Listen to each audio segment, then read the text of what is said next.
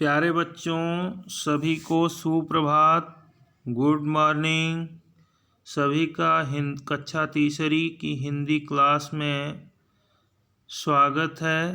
प्यारे बच्चों, आज मैं एक नई स्टोरी, नई कहानी आपके जो कि पाठ्यक्रम में है गीत का कमाल, उसे लेकर मैं यहाँ उपस्थित हूँ। और आप सभी से रिक्वेस्ट है कि आप इस कहानी को लास्ट तक सुनिएगा और लास्ट तक देखिएगा, क्योंकि बाद में आपको इसका पूरा सारांश राइट करना होगा। तो सबसे पहले आप लोगों को ले चलते हैं कहानी के शीर्षक पर, गीत का कमाल।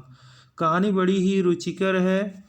जैसे ही आप लास्ट तक इसके सारांश को देखेंगे और इस वीडियो को, तो आपको लगेगा कि वास्तव में कभी कभी निरर्थक चीज़ें भी क्या होती हैं, जीवन में सार्थक बन जाती हैं, उनका भी जो है यूज हो जाता है। इससे यही शिक्षा मिलती है इस कहानी से कि कोई भी मनुष्य का मेहनत से किया गया कोई भी कार्य निरर्थक नहीं होता है। अगर कोई भी काम आप मेहनत से करते हैं तो किसी न किसी दिशा में, अगर सही अर्थों में प्रयास आप कर रहे हैं तो सार्थक ही होगा। तो इसी मॉरल वैल्यू पर आधारित है यह स्टोरी। तो सबसे पहले स्टोरी में जो है एक इसका मुख्य पात्र कौन है? रोहित। तो रोहित आप लोगों की तरह कक्षा तीसरी में पढ़ता है और वह बहुत ही झगड़ालू प्रवृत्ति का लड़का है। लेकिन होता क्या है, सभी उससे डरते रहते हैं, उसके माता पिता, उसके पड़ोसी, सभी उससे थर थर कांपते रहते हैं। लेकिन एक दिन उसने अपने दोस्त को क्या सुना? गीत गाते सुना। मैंने यहाँ पर लिखा क्या है? रोहित ने अपने दोस्त को गीत गाते सुना। उसने सुना कि उसका दोस्त गीत गा रहा है और वह उसके पास पहुँच गया। अब दोस्त तो रोहित के बारे में विधिवत जानता था। जैसे मान लीजिए आपका ही दोस्त हो तो वो भी आपके बारे में तो विधिवत जानता होगा। इसलिए वह बोला, क्या बोला? कि गीत गाना बहुत आसान है। देखो, जैसे रोहित अपने दोस्त के पास पहुंच गया और वह गीत गा रहा था, तो उसने कहा कि गीत गाना बहुत आसान है, तो ये बाजार में मिलते हैं, जाकर खरीद लो। उसने पूछा पहले कि गीत कैसे गाए जाते हैं, तो उसने कहा बहुत आसान काम है गीत गाना, बड़ी आसानी से गाए जाते हैं और बस बाजार में मिलते हैं, आप जाकर खरीद लीजिए। उसकी बात सुनकर वह घर पहुंचा और अपने पिताजी से बोला, आप बाजार जाकर मुझे गीत लाइए। अब पिताजी समझा रहे हैं कि बेटा, बाजार में गीत नहीं मिलता है, गीत कोई बिकने की चीज़ थोड़ी है। लेकिन वो नहीं माना। फिर पिताजी उसकी हठ के कारण बाजार गए। वहाँ जाकर के एक दुकानदार से पूछा कि भाई, यहाँ गीत मिलता है? तो देखिए, दुकानदार भी समझ गया कि ये बिल्कुल नासमझ आदमी है। गंवार शब्द का प्रयोग आपकी बुक में किया गया है, तो मतलब इसे समझ में नहीं आता कि गीत बिकता है। उसने कहा, आगे जाइए, वहाँ मिलेंगे। अब रोहित के पिता को गीत ढूंढते ढूंढते शाम हो गई, लेकिन अगर गीत कहीं बिकता हो तब तो मिले। अब इसी उधेड़बुन में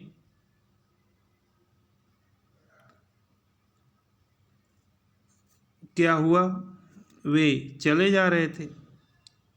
तभी क्या हुआ, उन्होंने क्या देखा, आगे देखिए।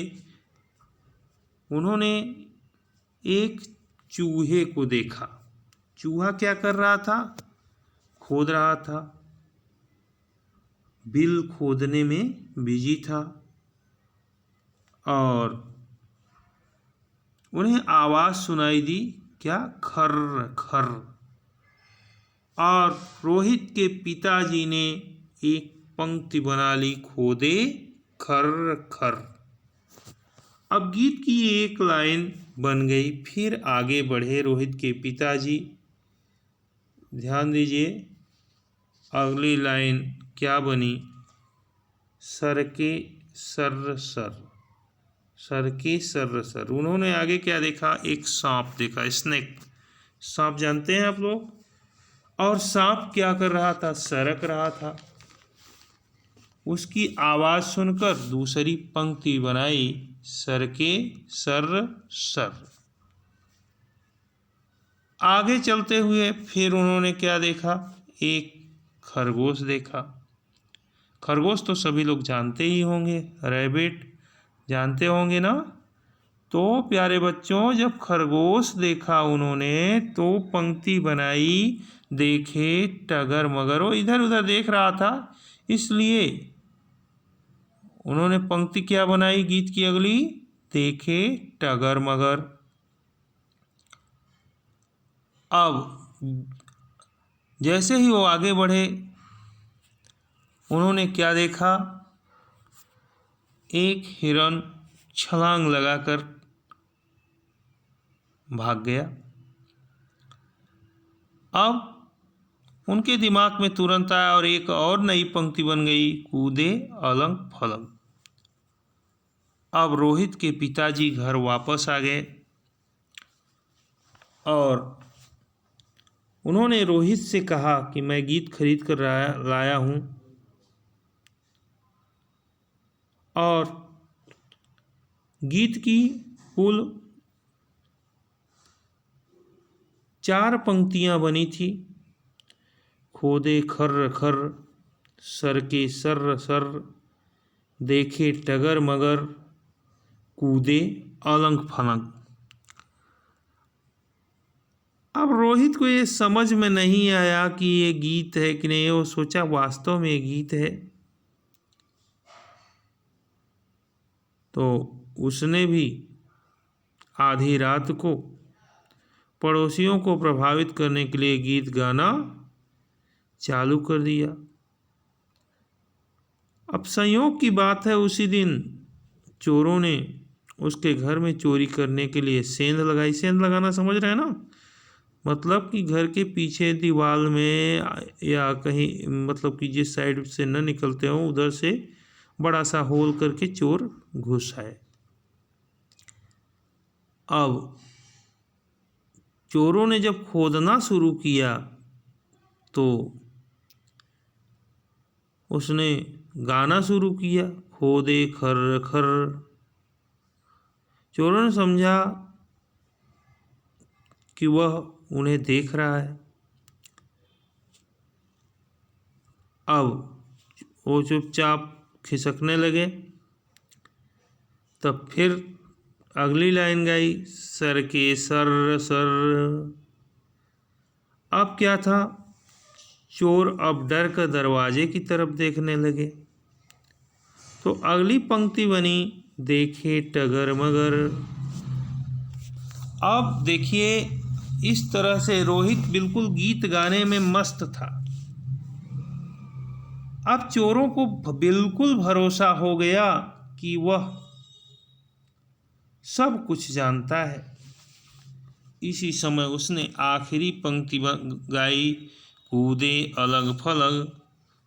अब क्या था? चोर डर के मारे, देखिए इस चित्र में, चोर डर के मारे भाग गए। और सवेरे पिताजी ने जब दरवाजे के पास सेंध देखी तो आश्चर्यचकित हो गए। और उन्हें जब यह मालूम हुआ कि रोहित के गीत गाने से सभी चोर भाग गए हैं, तो उन्होंने अपने बेटे रोहित से कहा, देखो बेटा, मैं कितना अच्छा गीत लाया हूँ। देखिए, पूरी कहानी पढ़ने के बाद एक शिक्षा जरूर मिलती है कि कभी कभी हम जिस चीज़ को निरर्थक समझते हैं वह वास्तव में बड़ी ही सार्थक सिद्ध होती है। संस्कृत में एक बहुत बढ़िया सा श्लोक है। श्लोक है, अमंत्रम अक्षरम नास्ति न मूलम अनौषधम अयोग्यः पुरुषः नास्ति योजकः तत्र दुर्लभः। ऐसा कोई इस संसार में अक्षर नहीं है जो मंत्र रहित हो, ऐसी कोई जड़ नहीं है जो क्या हो, औषधि अर्थात दवा के काम में न आती हो। इस संसार में कोई अयोग्य व्यक्ति नहीं है, सिर्फ उस व्यक्ति को उसके कार्य में लगाने वाला ही इस संसार में दुर्लभ है। अर्थात ईश्वर की बनाई हुई प्रत्येक वस्तु सार्थक एवं उपयोगी है। ये बात अलग है कि किस समय किस चीज़ का उपयोग करना है। समय और परिस्थिति के अनुसार कोई भी चीज़ उपयोगी या अनुपयोगी हो जाती है।